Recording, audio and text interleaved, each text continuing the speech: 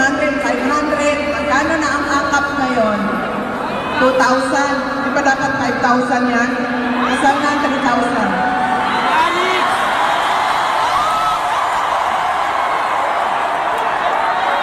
Magkano ang AX? 1,000. Di ba dapat 10,000 yan? Kasal na ang 1,000.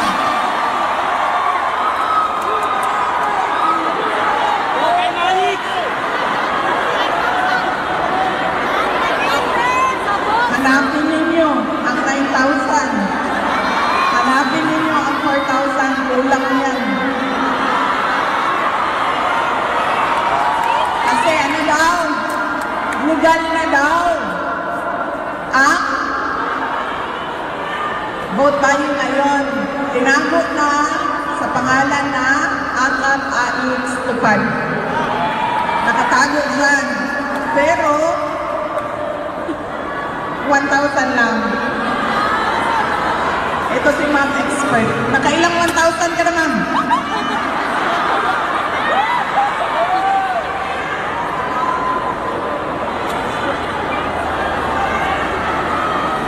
Tanggapin natin ang pera.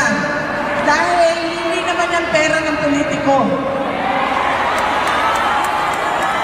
Pera yan ang buwis natin. Buwis ng trabaho natin, negosyo natin, at lahat na itinax sa atin at binabayaran natin na buwis.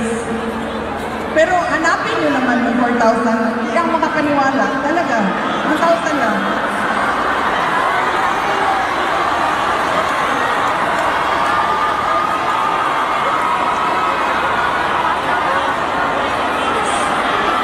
Sakto nga yung pagsuot ko ng itim ngayon. Dahil talaga, totoo, nalulungkot ako.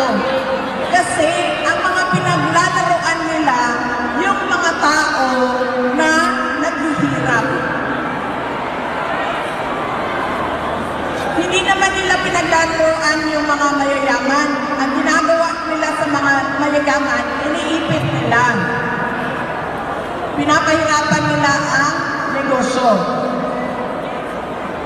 Pero ang pinaglalaroan nila, yung mga nangangailangan. Alam nyo, sa amin, sa syudad ng Davao, hindi kami naglalagay ng pambili ng boto na budget kapag mayroong eleksyon. Dahil nawawala ang respeto ng tao sa isa't isa.